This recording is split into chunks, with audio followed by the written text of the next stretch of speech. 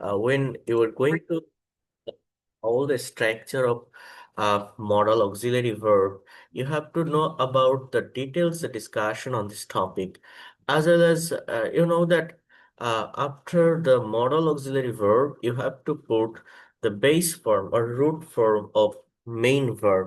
You don't need to change the forms of verb like you don't need to add s, es, d, ed, ing with the main verb, but modal verb creates different kinds of meaning in the sentences. Those who attended in my previous class, you know that I talked about can. Can means para, ability অর্থে para বোঝায়. But can is also used for request, permission, as well as suggestion. So you have to know it in details. So here you can see today in this class, I'm going to start from could. That is also a modal auxiliary verb. You have to know about this verb in details, as well as would, may, and might. What's the actual difference between may and might? And then used to. Those are most important verb that you need to use for your communication as well as conversation. When you are going to give any kinds of presentation in English, you have to use different kinds of modal auxiliary verb. Mainly, or most of the time, modal verbs is used in the sentences. Uh, in conclusion part or in the body part. So I'll show you everything from practical passages. Before that, we have to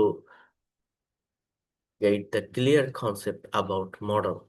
So here you can see, I'm going to share my screen. Try to understand here perfectly. Uses of could. Could শব্দটি হচ্ছে একটি modal auxiliary verb. এটি ক্যানের past form হিসেবে বিবেচিত হয়। Could ভার্বটি বিভিন্ন সময়ে ভিন্ন ভিন্ন স্ট্রাকচারে ব্যবহৃত হয়ে ভিন্ন ভিন্ন অর্থ প্রদান করে থাকে। অর্থাৎ বিষয়টা কি দেখেন একটু, কুডের বিস্তারিত যে ব্যবহারটা আমরা গত ক্লাসে ক্যান শেষ করছিলাম, এবং আহ, সেইখানে যেভাবে ছিল এই কুড ভার্বের ব্যবহারটাও ঠিক সেইভাবেই হয়। অর্থাৎ কুড প্লাস ভার্বের বেস ফর্ম, এটা পাস্ট অ্যাবিলিটি বোঝায়। কুড বি প্লাস নাউন, কেউ কিছু হতে পারতো বোঝায়। কুড বি প্লাস পজিশন, কেউ কোথাও থাকতে পারতো বোঝায়। কুড হ্যাভ প্লাস পজিশন, কারো অধিকারে বা কারো মালিকানায় কোনো কিছু থাকতে পারতো, এরকম একটা মিনিং বা সেন্স ক্রিয়েট করে।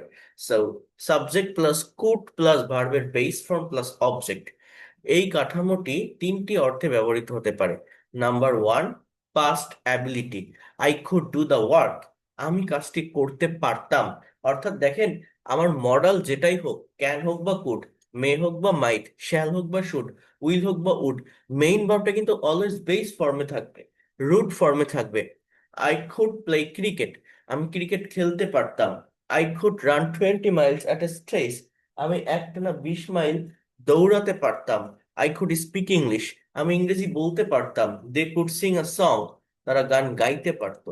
তো এইভাবে কুড ভার্বের ব্যবহারটা হয়। ইভেন এই কুড ভার্বকে আমাদের আবার রিকোয়েস্ট, পারমিশন বা সাজেশনের ক্ষেত্রে ব্যবহৃত হয়। কুড ভার্বটি অনুরোধ, অনুমতি বা পরামর্শ দেওয়া অর্থে, যেমন could you lend me some money, আমাকে কিছু টাকা ধার দিবেন। Could you sit beside me, আমার পাশে বসবেন। আমি যদি এই কুডের পরিবর্তে ক্যানের ব্যবহার করি, can you sit beside me, তখন তুমি আমি করে অ্যান্সার করতে হয় আর কি, যে তুমি কি একটু আমার পাশে বসবে। অর্থাৎ ক্যান শব্দটি ইনফর্মাল মিনিং ক্রিয়েট করে। বন্ধু বান্ধব বা আপনার থেকে বয়সে ছোট এরকম কারোর সাথে কথা বলতে গেলে, ইনফর্মালি কথা বলতে গেলে ক্যানের ব্যবহার করা যায়। বাট পলাইটনেস ক্রিয়েট করতে হলে, রেসপেক্টের সঙ্গে বলতে হলে ক্যানের পরিবর্তে কুড ব্যবহার করাটা বেটার, এটা অ্যাপ্রোপ্রিয়েট মিনিংটা ক্রিয়েট করে। So could you tell me about your life story, about তোমার জীবনের গল্পটি আমাকে বলবে। Could you go with me to lunch, আমার সাথে লাঞ্চে যাবে। আপনি কি আমার সাথে লাঞ্চে যাবেন। এখানে আপনি কি আপনার জীবনের গল্পটি আমাকে বলবেন। সো এইভাবে এটা করতে হয়।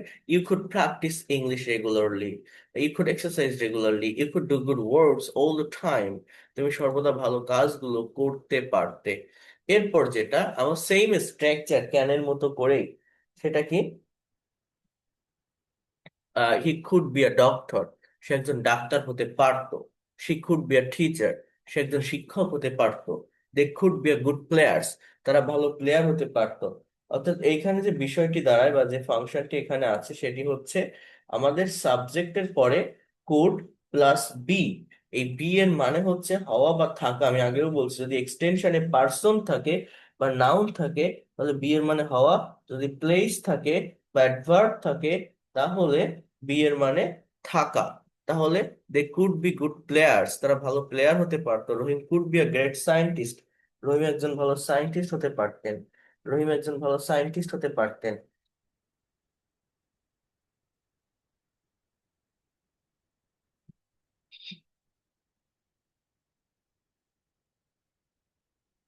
এরপর দেখেন, my father could be a businessman, আমার বাবা একজন ব্যবসায়ী হতে পারতেন।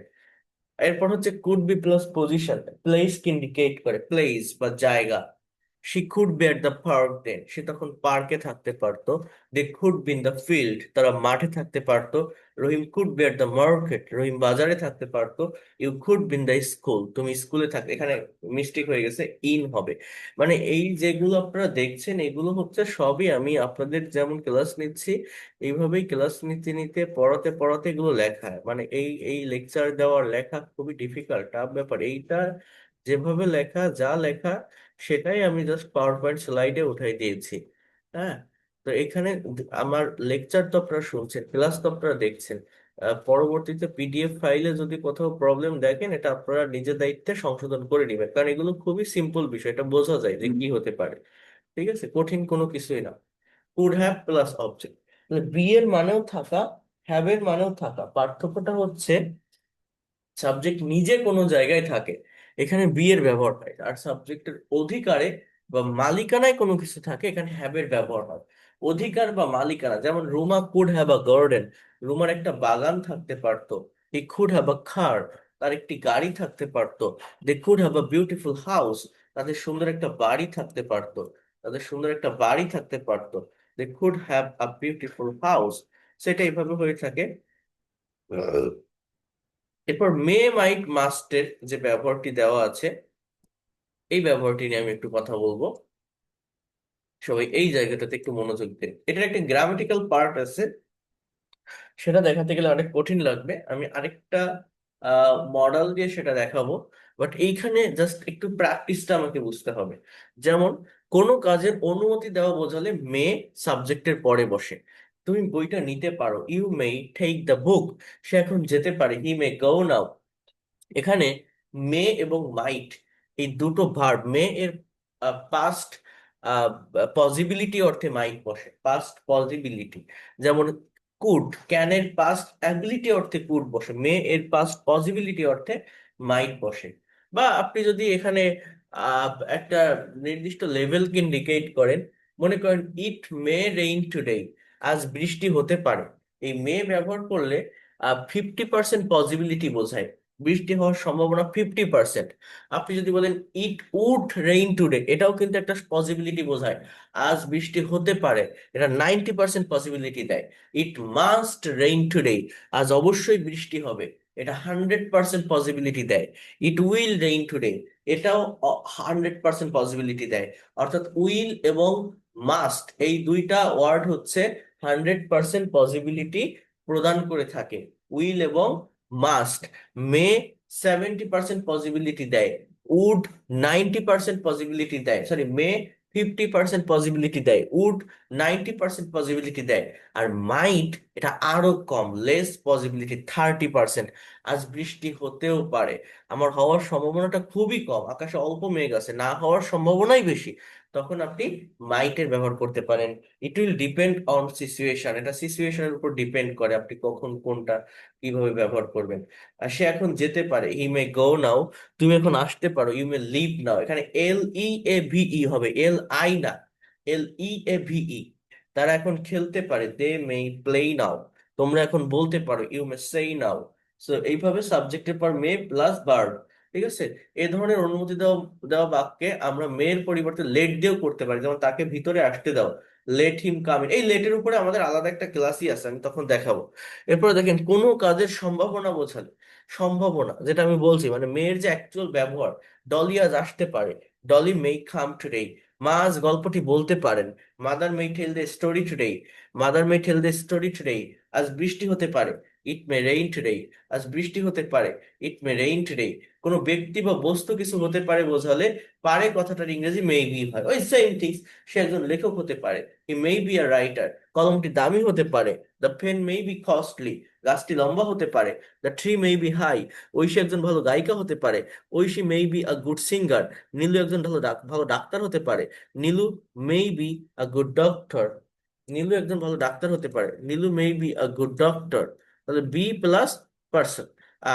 আরেকটা বিষয় হচ্ছে এখানে আছে দেখেন, কোথাও কিছু হতে পারে বা ঘটতে পারে এইরকম সম্ভাবনা বোঝালে দেয়ার মেবি হয়। এই যে দেয়ারের ব্যবহারটা কোথায় হয় এটা আমরা অনেকেই ভালোভাবে বুঝি না। দেখেন, আহ, আমার একটা গরু আছে, আই হ্যাভ আ খাও, আমার একটা গরু আছে।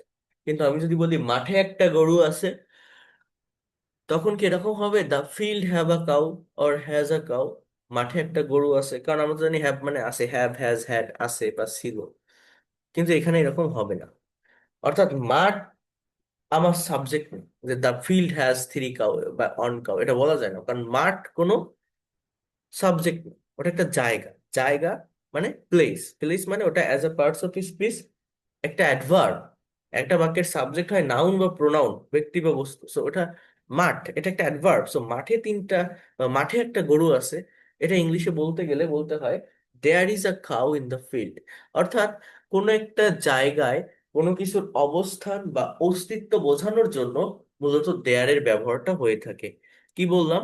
কোনো একটা জায়গায় কোনো কিছুর অবস্থান বা অস্তিত্ব, কোনো কিছুর অবস্থান বা অস্তিত্ব বোঝানোর জন্যই মূলত দেয়ারের ব্যবহারটা হয়। যেমন আমাদের গ্রামে একটা নদী আছে, আপনি এরকম যদি বলেন যে our village has a river, এটা ভুল। আপনাকে এটাই বলতে হবে there is a river in our village. আকাশে অনেক তারা আছে, there are many star in the sky. আমাদের গ্রামে একটা পোস্ট অফিস আছে, there is a post office in our village. অর্থাৎ কোনো একটা জায়গায় কোনো কিছু আছে, কোনো কিছুর অবস্থান বা অস্তিত্ব বোঝাতে আমার দেয়ারের ব্যবহার হয়। ঝুড়িতে 10টা আপেল আছে, এখন আপনি যদি বলেন দা বাস্কেট হ্যাভ বা হ্যাজ 10 অ্যাপল, এটা কি কারেক্ট হবে? কখনোই না, এটা রং। ঝুড়িতে 10টা আপেল আছে, আপেলগুলো তো ঝুড়ির না, ঝুড়িতে আছে, ঝুড়ি একটা জায়গা। তো ঝুড়িকে সাবজেক্টে নেওয়া যায় না। আমার আমার সেন্টেন্সটা কেমন হবে? There are 10 apple in the basket, there are 10 apple in the basket. এইভাবে এই দেয়ারের ব্যবহারটা বুঝতে হবে। আজ পথে বিপদ হতে পারে, there may be danger on the way today, there may be 100 people in the meeting, আজ মিটিং এ 100 লোক থাকতে পারে। আর যখন আপনি নেগেটিভ করবেন, দেয়ার মে বি নো দিয়ে করতে হয়। আজ কোনো ক্লাস নাও হতে পারে, there may be no class today, আজ কোনো সভা নাও হতে পারে, there may be no meeting today, আজ কোনো সমস্যা নাও হতে পারে, there may be no problem today. So এই হচ্ছে বিষয়। আর অধিকারে বা মালিকানা যদি থাকে তাহলে মেই হ্যাভ হয়। ঐশীর অনেক বই থাকতে পারে, Oishi may have many books. লোকটির অনেক টাকা থাকতে পারে, the man may have a lot of money. জাকিরের বরিশালে একটি বাড়ি থাকতে পারে, Zakir may have a house in Barishal. করিমের একজন বোন থাকতে পারে, করিম মেই হ্যাভ আ সিস্টার। রতনের তিতুমির কলেজে একজন বন্ধু থাকতে পারে, Ratan may have a friend at Titumir College. So হ্যাভের মানে আছে, থাকা। এটা হচ্ছে অধিকারে থাকা বা মালিকানায় থাকা। এইখানে দেখেন আবার প্যাসিভ রিলেটেড কিছু সেন্টেন্স আছে। প্যাসিভ মানে এই যে বাক্যগুলো আপনারা দেখছেন, আজ চাঁদ দেখা যেতে পারে, চাঁদ দেখে কারা? মানুষেরা দেখে, আমরা দেখি। সেটাকে মেনশন করে নেই, মেনশন করা ওই চাঁদকে, গুরুত্ব বা ফোকাস দেওয়া হচ্ছে এই চাঁদের উপর। বাড়িটি বেশি দামে বিক্রি করা যেতে পারে, চোরটিকে আজ শাস্তি দেওয়া যেতে পারে। এই কথাগুলো হচ্ছে মূলত প্যাসিভ রিলেটেড। সাবজেক্টের পর মেইন ভার্ব যেটা, এই জায়গাটাতে যেটা হবে, সাবজেক্টের পর, কথাটা বোঝেন, এই যে মডাল দেখছেন আপনারা, may, can, could, shall, should, will, would, need to, dare to, এই প্রত্যেকটা মডেলের পর একটা করে বি যুক্ত হবে যখন আমার প্যাসিভ করতে হবে। প্রত্যেকটা মডেলের পরে বি হয়। আর মেইন ভার্বের পাস্ট পার্টিসিপল ভি থ্রি। প্যাসিভের যে সেন্টেন্সই লেখেন আপনি, মেইন ভার্বের পাস্ট পার্টিসিপল বা ভি থ্রি হবে। তাহলে আজ চাঁদ দেখা যেতে পারে, the moon may be seen today. আপনি যদি বলেন, আমরা আজ চাঁদ দেখতে পারি, তাহলে we may C the moon, we may C the moon. কিন্তু যখন এটা প্যাসিভ হচ্ছে, আমাদের উপর ফোকাস না করে ফোকাসটা যখন ওই চাঁদের উপর, আহ, তখন সেন্টেন্সটা এরকম হচ্ছে, the moon may be seen today. বাড়িটি বেশি দামে বিক্রি করা যেতে পারে, দ্য হাউস। এটা ইনঅ্যাক্টিভ। প্যাসিভ কেন? এইখানে যে সাবজেক্ট গুলো সেগুলো কাজ করতে পারে না, এটা inactive. The house may be sold at high price. চোরটিকে আজ শাস্তি দেওয়া যেতে পারে। The thief may be punish today. গল্পটি আজ বলা যেতে পারে, the story may be told today. গল্পটি আজ বলা যেতে পারে, কলাটি আজ খাওয়া যেতে পারে। The banana may be eaten today. Lipi রহিমের কাছে বইটি চেয়ে থাকতে পারে, Lipi may have wanted or asked the book to Rahim. So এইভাবে এখানে মে ভার্বের ব্যবহারটা মূলত হয়ে থাকে। এটা আপনারা একটু দেখবেন, একটু প্র্যাকটিস করবেন, এটা কঠিন কোনো কিছু না। আমি মূলত একটা ভার্ব দিয়ে এই জায়গাটাকে ক্লিয়ার করতে চাচ্ছিলাম। আমি আপনাদেরকে বলি, মনে করেন আহ এই যে একটা ভার্ব, এটা আমি আগেও বলছি, মডাল ভার্ব শুড। এই যে শুড, শুডের ব্যবহারটা, এখানে লেখাটা চেঞ্জ হয়ে গেছে ফন্টটা। এই শুডের ব্যবহারটা কিভাবে হয়, কতভাবে হয়, কতগুলো ওয়েতে হয়, কত ধরনের মিনিং দিতে পারে। অর্থাৎ আমাদের ইংলিশ ল্যাঙ্গুয়েজের যে টেন্সের স্ট্রাকচার আছে না, আমার কথাটা একটু মনোযোগ দিয়ে বোঝেন। আমাদের ইংলিশ ল্যাঙ্গুয়েজে যে টেন্সের স্ট্রাকচার আছে, এই টেন্সের স্ট্রাকচারের সাথে অনেকটা কানেক্ট হয়ে এই মডাল ভার্বের যে ডিটেলস ডিসকাশন, ডিপলি অ্যানালাইসিস, সেটা হয়ে থাকে। এটা আমি আমি বলছি আগে, যেমন আমি যদি একটু দেখাই,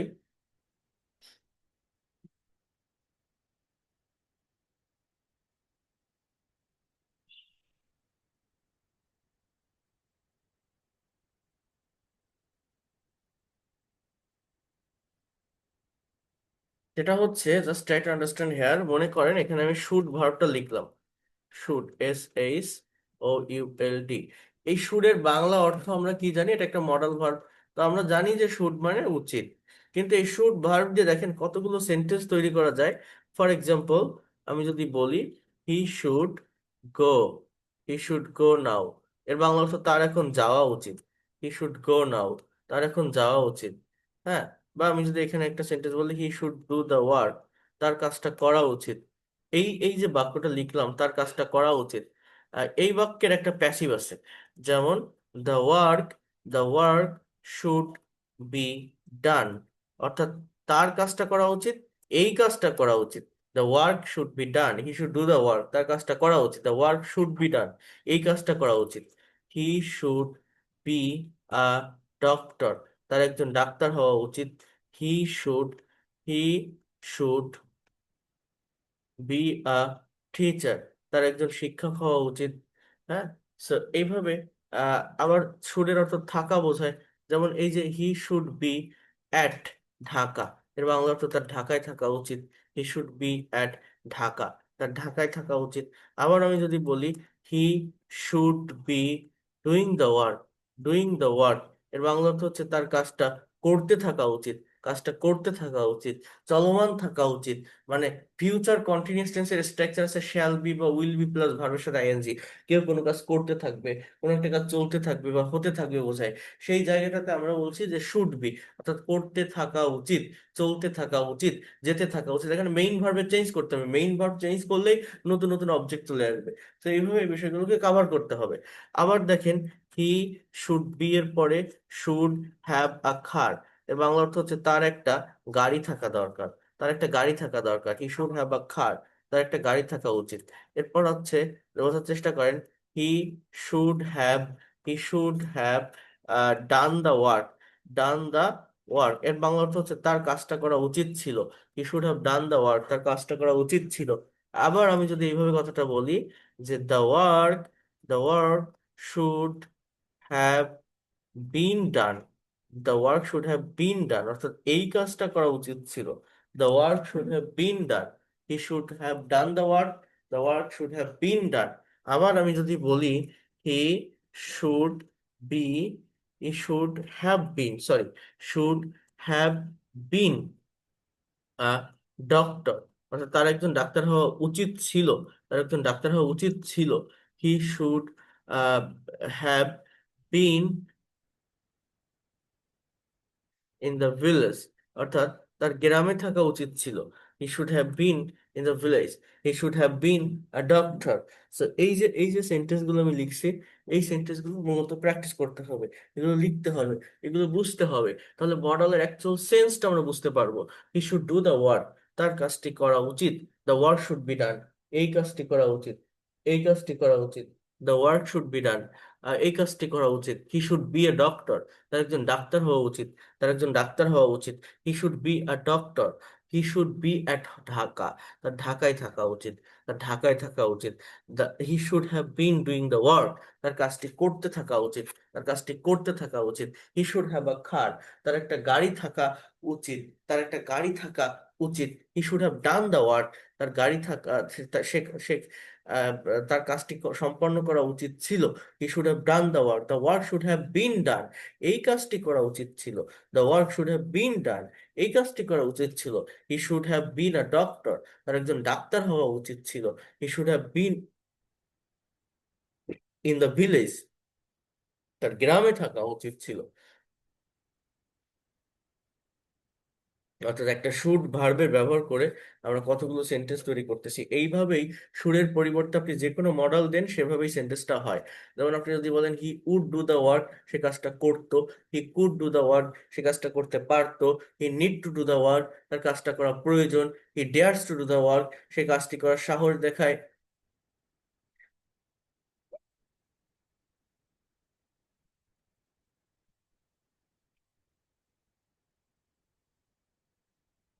অর্থাৎ এইভাবে একটু প্র্যাকটিস করতে হবে প্রত্যেকটা সেন্টেন্সকে। যদি আপনি প্র্যাকটিস করেন, আপনি শুডের পরিবর্তে বলেন he can do the work.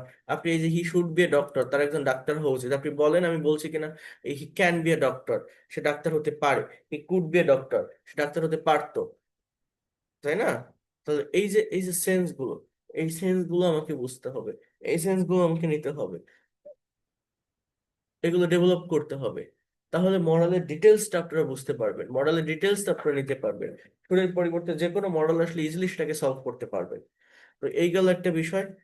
এখন আমি একটা গুরুত্বপূর্ণ ভার্ব নিয়ে কথা বলবো।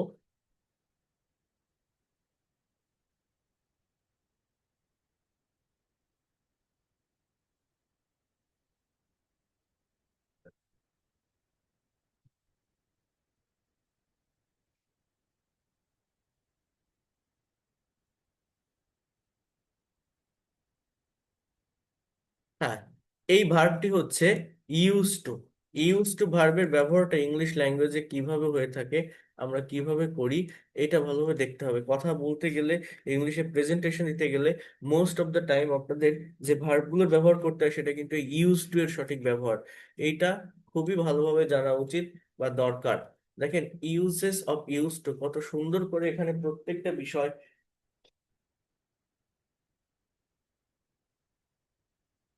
ইন ডিটেলসে লিখে দেওয়া আছে। যদি একটু ফোকাস করেন প্রত্যেকটা বিষয়ের দিকে, বলছে প্রতিটি মানুষেরই কিছু না কিছু অভ্যাস আছে। আর এই অভ্যাসগুলোর মধ্যে কোনো অভ্যাস অতীতে ছিল কিন্তু বর্তমানে নেই, আবার কোনো অভ্যাস অতীত থেকে শুরু করে বর্তমান সময় পর্যন্ত আছে, আবার কোনো অভ্যাস ভবিষ্যতে হয়ে যাবে। যেমন সে প্রত্যহ কোরআন পড়তো, আমি গল্প করতে অভ্যস্ত। এগুলো কিভাবে করবেন আপনি? টেন্স দিয়ে, পাস্ট টেন্স দিয়ে। পলি নদীতে গোসল করতে অভ্যস্ত হয়ে যাবে। সো এই বিষয়গুলোকে ডেভেলপ করার জন্য টেন্সের সাথে সাথে মডাল এবং এই সেমি মডাল ভার্বের কনসেপ্ট বা ধারণা রাখতে হয়। এ ধরনের বাক্য আমরা আমাদের দৈনন্দিন জীবনে ব্যবহার করে থাকি, এবং এই ধরনের বাক্যগুলো কিভাবে ইংরেজিতে তৈরি করতে হয় তা আমরা দেখব। তাহলে কি বললাম, যে সে কোরআন পড়তো, আমি গল্প করতে অভ্যস্ত, পলি নদীতে গোসল করতে অভ্যস্ত হয়ে যাবে। ইংলিশ কি হবে? দেখেন, subject plus use to plus ভার্বের বেস ফর্ম, অর্থাৎ একদম প্রেজেন্ট ইনডিফিনিট টেন্সের যে স্ট্রাকচার, সেম স্ট্রাকচার, ভিতরে ইউজ টু শব্দটা এক্সট্রা আসছে। তো মনিরা প্রত্যহ সকালে কোরআন পড়তো, Monira use to read the holy Quran every morning. Monira আমি ছাত্র জীবনে একটা 8 ঘন্টা পড়তাম। I used to study 8 hours at a stretch during my student life. I used to study 8 hours at a stretch during my student life. সে প্রতি সোমবার আমাকে লিখতো। She use to write me every Monday.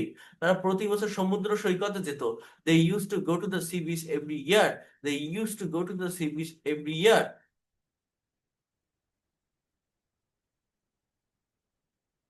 Subject then use to plus main ভার্বের base form. যখন আপনি negative করবেন, যেহেতু এটা মডেল, আপনি ইউজ নট টু ব্যবহার করতে পারেন, but it will be appropriate, এটা বেশি অ্যাপ্রোপ্রিয়েট হবে যদি আপনি ডিডের ব্যবহার করেন। যেহেতু past tense, here you can say আমি ধূমপান করতাম না। You can say I use not to smoke or I didn't use to smoke. Moni গান শুনতো না, Moni didn't use to listen to music. আর Moni use not to listen to music, Moni didn't use to listen to music. Roni কখনো TV দেখতো না, Ronnie never used to watch TV, or Ronnie did never used to watch TV.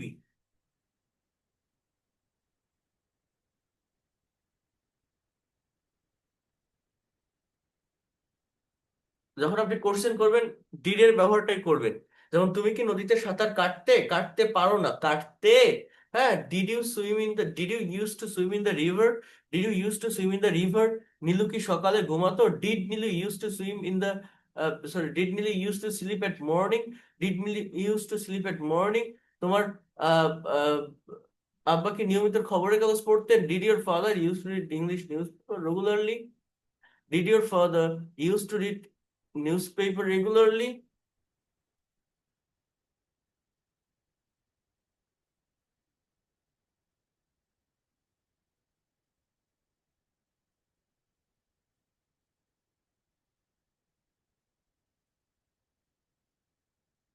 আচ্ছা, এখন আমরা দেখবো অতীত থেকে শুরু করে বর্তমান সময় পর্যন্ত কেউ কোনো কাজে অভ্যস্ত, অর্থাৎ প্রেজেন্ট কন্টিনিউয়াস এর যে স্ট্রাকচার, ওই সেম স্ট্রাকচারটাই থাকে, ভিতরে ইউজ টু নামক একটা ফ্রেজাল ভার্ব এক্সট্রা যুক্ত হয়। যেমন সে প্রতিদিন সকালে কোরআন পড়তে অভ্যস্ত, he is use to reading the holy Quran every day.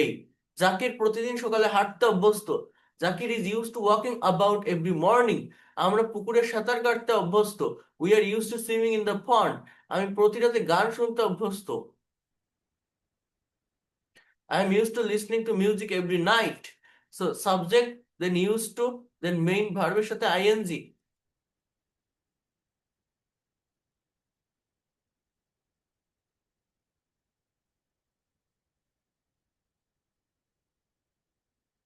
যখন আপনি নেগেটিভ করবেন, জাস্ট অক্সিলারি ভার্বের সাথে নট বসালেই সেন্টেন্স নেগেটিভ হয়ে যাবে। এই যে সেন্টেন্স গুলো, যখন আপনি ইন্টারোগেটিভ করবেন, অক্সিলারি ভার্বটা সাবজেক্টে আগে আনলে ইন্টারোগেটিভ হয়ে গেল। লুনা ছেলেদের সাথে গল্প করতে অভ্যস্ত নয়, Luna isn't use to gossiping with boys. তারা নদীতে সাঁতার কাটতে অভ্যস্ত নয়, they aren't use to swimming in the river, they aren't use to swimming in the river. Zakir সাহেব ভাত খেতে অভ্যস্ত নয়, mister Zakir isn't use to eating rice.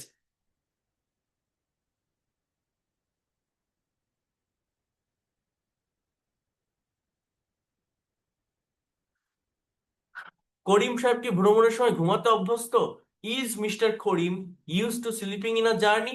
তারা কি রাত জেগে পড়তে অভ্যস্ত, are they use two studying keeping up light.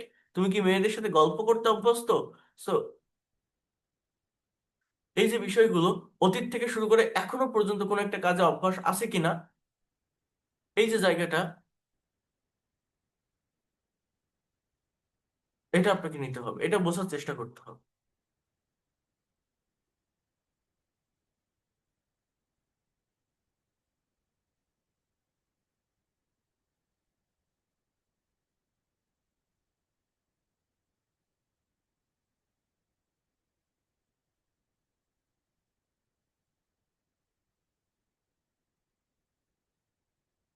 যে একটু সমস্যা হচ্ছিল, আমাকে একটু সময় দিন please, just wait a minute, give me some time. আচ্ছা, তাহলে আমি কি বললাম, আহ, কেউ কোনো কাজ করতে অভ্যস্ত ছিল, subject plus use to plus ভার্বের প্রেজেন্ট ফর্ম। আর বর্তমানে অভ্যস্ত আছে, am is are plus use to plus ভার্বের সাথে আইএনজি। আর ভবিষ্যতে কেউ কোনো কাজ করতে অভ্যস্ত হয়ে যাবে, তখন উইল বি, এই যে উইল গেট লেখা, এর পরিবর্তে বি এর ব্যবহার করা যায়, ইভেন গেটের ব্যবহার করা যায়, ইউজ টু প্লাস ভার্বের সাথে আইএনজি। অর্থাৎ ফিউচার কন্টিনিউয়াস এর যে স্ট্রাকচার, সেটাই ভিতরে ইউজ টু ওয়ার্ডটা যুক্ত করে। মিলন নদীতে গোসল করতে অভ্যস্ত হয়ে যাবে। Milan will get use to bathing in the river. Zakir খুব শীঘ্রই দিনে 10 ঘন্টা কাজ করতে অভ্যস্ত হয়ে যাবে। Zakir will soon get use to working 10 hours a day। তুমি তাড়াতাড়ি গোলমালের মধ্যে ঘুমাতে অভ্যস্ত হয়ে যাবে। You will soon get use to sleeping in a noise. তারা কঠোর পরিশ্রম করতে অভ্যস্ত হয়ে যাবে। They will get use to doing hard work. They will get use to doing hard work. তুমি কি তুমি কি তুমি তুমি তুমি 2 মাসের মধ্যে বরিশালে থাকতে অভ্যস্ত হয়ে যাবে। You will get use to staying in Barishal within 2 months।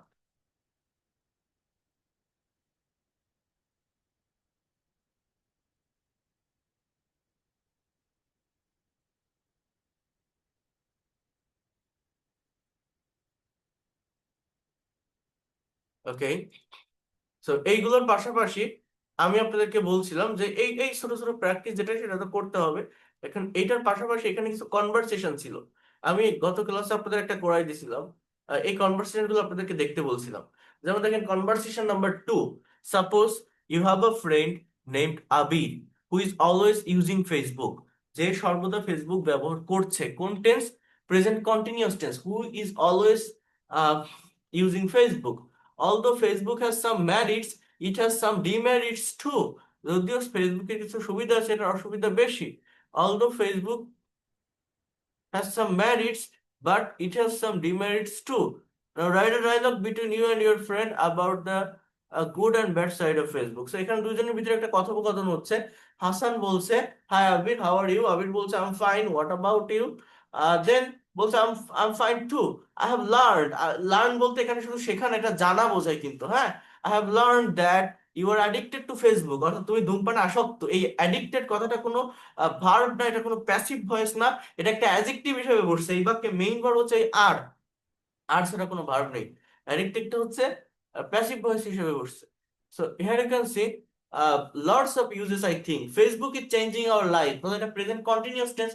Facebook আমাদের জীবনটাকে পরিবর্তন করছে। Now we can keep connection with people across the world, exchange photos, get news and all sorts of happening all around us. আমি বলছিলাম যে sentence গুলো পড়তে হবে, পড়ে টেন্স ধরার, টেন্স আইডেন্টিফাই করা শিখতে হবে যে কোন টাইমে কথাগুলো বেশি হয়। That's right. Facebook is changing our life style. তাহলে Facebook subject is changing, Facebook পরিবর্তন করছে, ফেসবুক বদলাচ্ছে, ফেসবুক পাল্টাচ্ছে আমাদের জীবন দ্বারা। But it has also some negative effects. What negative impact you think? You know, the younger generation is going to be more and more addicted to Facebook. If even in the classroom they use Facebook, thus they waste their valuable time using Facebook. Don't you agree with me? Then here you can see why not? Facebook is now damaging our real emotional attachment. Nowadays, in a modern family, all the members individually keep busy with Facebook. They have no time to sit together and talk. So this is loosening our bond in the family. Right? But often some fake news is spread fast through Facebook. মাঝে মাঝে কিছু ভুয়া খবর ফেসবুকের মাধ্যমে দ্রুত সময়, এই জায়গাটার উপর ফোকাস রাখতে হবে।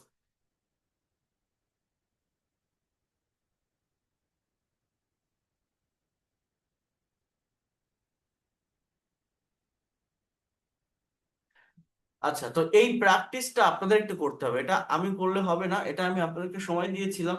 আপনারা একটু সময় নিয়ে, যেহেতু গতকালই ক্লাস নিয়েছি, গতকালই দেখেছি, আজকে আবার ক্লাস নিচ্ছি। যেহেতু আমাদের ক্লাস হচ্ছে শনি সোম বুধ শুক্র, অর্থাৎ শুক্র এবং শনিবার পরপর 2 দিন হয়ে যায়, এই জন্য একটু চাপটা বেশি হয়ে যায়। তো আমি যে কথাটা বলছি এটা আমি আপনাদেরকে পাঠিয়ে দিয়েছি, দরকার হলে আবারও ফরওয়ার্ড করব। আপনারা নিজেরা একটু এটা প্র্যাকটিস করবেন, টেন্সগুলো আইডেন্টিফাই করার চেষ্টা করবেন, একটু দেখতে হবে।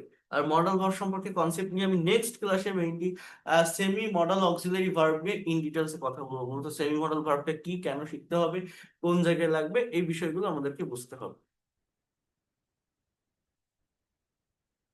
আ- আর একটা কথা যেটা বললাম, এই যে শুড ভার্বের ব্যবহার, শুডের যে 10টা সেন্টেন্স, তো এই ফাংশনটা কতজন বোঝেন? এই জিনিসটাও আমি আস্তে আস্তে সবকিছু ধারাবাহিকভাবে দেখাবো, কভার করব।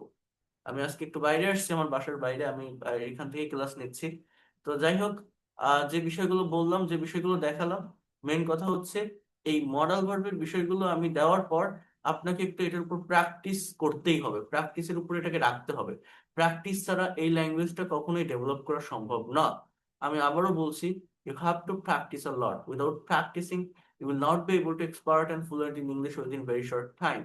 And modal verbs, you know, that express ability, possibility, probability, and many things in the sentences.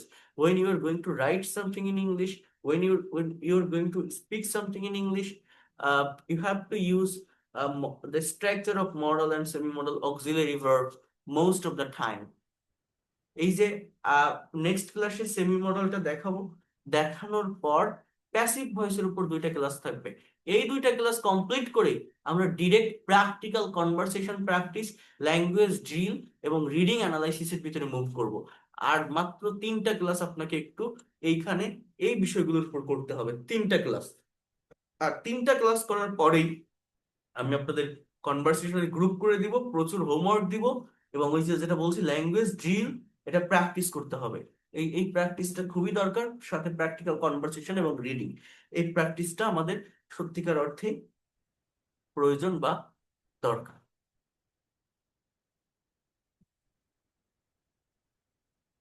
Okay, so আপনাদের কারো কোনো কোশ্চেন যদি থাকে, কোনো সমস্যা, কোনো প্রশ্ন যদি থাকে, আপনারা একটু রেইজ হ্যান্ড প্রেস করতে পারেন, আমি আপনাদের প্রশ্নের উত্তর দিব। If you have any question, you can ask me নাও।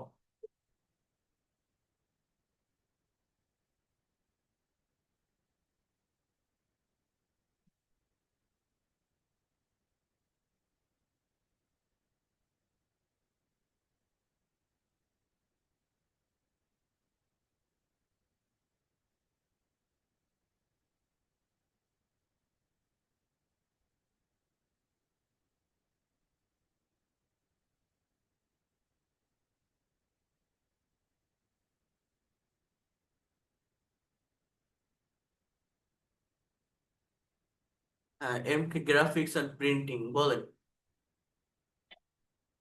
যেটা আমরা জানি যে মোরাল বা সেমি মোরাল ভাবে এতে এই ভাগ ভাগ থাকে, সেখানে আইএনজি বা এখন যোগ হবে না। আমরা আজকে যে ক্লাস দেখলাম সেই ক্লাসে বর্তমান এবং ভবিষ্যতের জন্য যে স্ট্রাকচার আছে সেই স্ট্রাকচার ইউজ ব্যবহার করলে শুধু হয়ে যাবে। সেক্ষেত্রে তো মেইন ভাবে আইএনজি হচ্ছে, এটা কি ব্যতিক্রম কিছু নাকি? না, এখানে কোথাও মেইন ভার্বে আইএনজি যুক্ত হয়নি। মডালের পরে যে ভার্বটা থাকবে সেই ভার্বটা বেস ফর্মে হবে। আবারও বলছি, মডালের পরে যে ভার্বটা থাকবে সেটা আমাদের বেস ফর্মে হবে। আমি লিখছি কোথায়, সেটা মনে হয় চলে গেছে লেখাটা।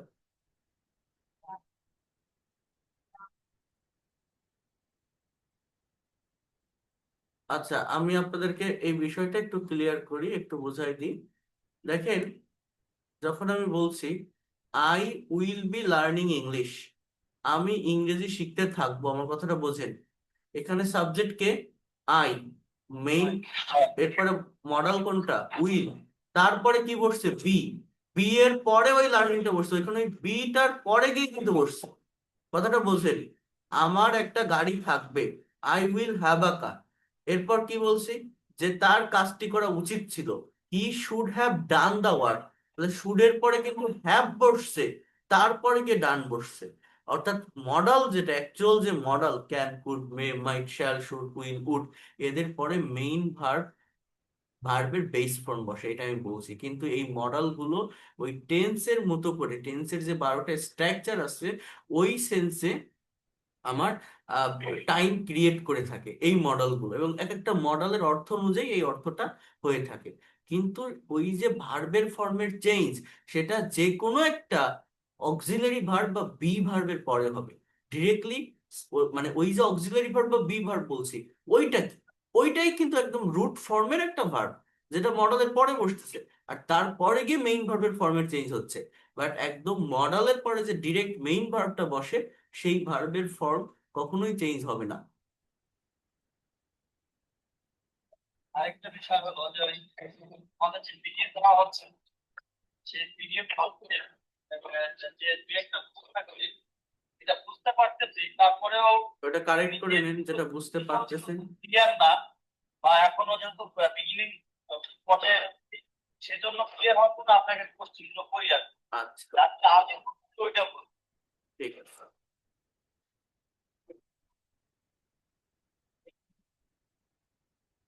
স্যার হ্যাঁ, ওই ইউএস D1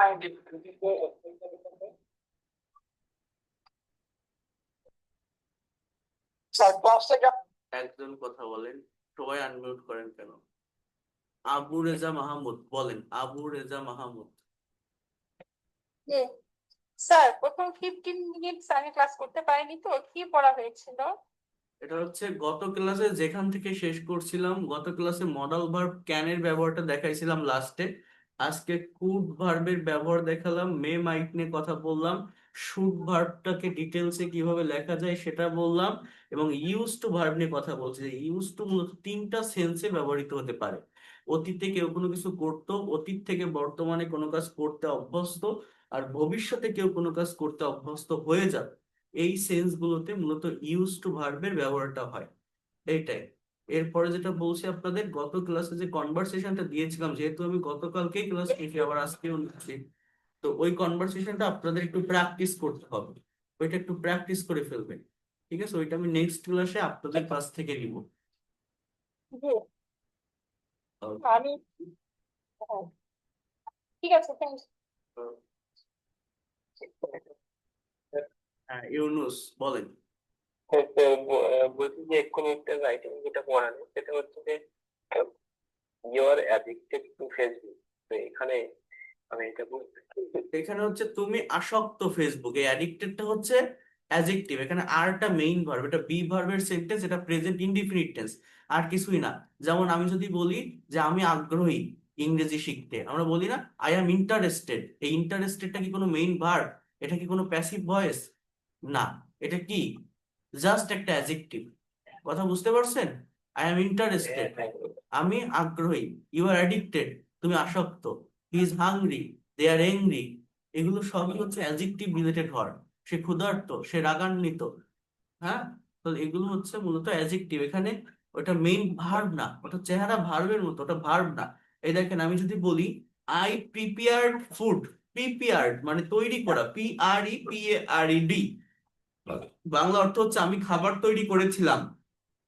কিন্তু আমি যদি বলি I have served the prepared food, আমি তৈরিকৃত খাবার বেড়ে দিয়েছিলাম, পরিবেশন করেছিলাম, আই হ্যাভ সার্ভড, আমি পরিবেশন করেছি দ্য প্রিপেয়ার্ড ফুড। এখানে প্রিপেয়ার্ড শব্দটা ফুডকে মডিফাই করছে। তো একটা ভার্ব চেঞ্জ হতে পারে, অ্যাডজেক্টিভ হিসেবে বসতে পারে। এই ফাংশন গুলো বুঝতে হয়। ঠিক আছে, এখানে যে ইউ আর অ্যাডিক্টেড, অ্যাডিক্টেডটা মেইন ভার্ব না। হ্যাঁ, আচ্ছা কি বলছিলাম বলছিলাম যে স্যার আমি বুকটা তো নিতে চাই, কিন্তু এবার বুকটা তো আমি ইন্ডিয়া থেকে বলছি, এটা কি পাওয়া সম্ভব? আমি জানাবো, ইন্ডিয়াতে আপাতত যাচ্ছে না, আমি জানাবো, কিন্তু দেখি পাঠানোর চেষ্টা করবো, কারণ এখন অনেকেই ইন্ডিয়া থেকে করতেছে। হ্যাঁ, স্যার, আমি যেটা বলতে চাইছিলাম যে আমাদের যে আরো পরবর্তী তিনটা ক্লাস হবে, এটাতে কি আমাদের প্র্যাকটিস ঠিক হয়ে যাবে মানে রিটেন রাইটিং এবং স্পোকেন ইংলিশের জন্য? হ্যাঁ, হ্যাঁ, রাইট, হ্যাঁ, যাবে। আমার হ্যাঁ, বলেন। স্যার ওই ইউজ টু